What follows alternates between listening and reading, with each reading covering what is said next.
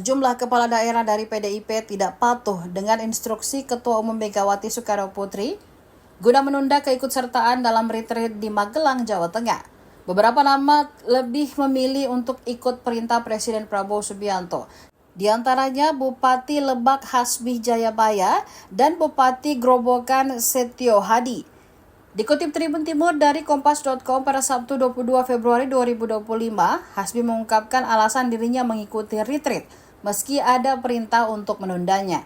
Kata Hasbi, kegiatan yang berlangsung di Akademi Militer atau Akmil tersebut demi kebaikan.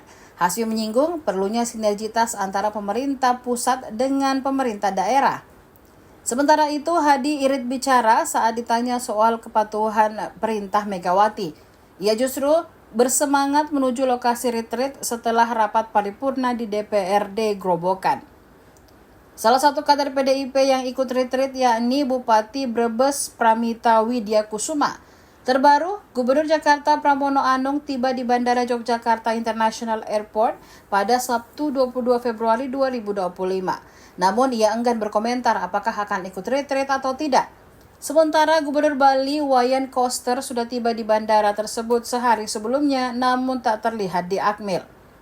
Beda lagi dengan Wakil Gubernur Jakarta Rano Karno yang hanya akan mengikuti penutupan retreat pekan depan. Download Tribun X sekarang, menghadirkan lokal menjadi Indonesia.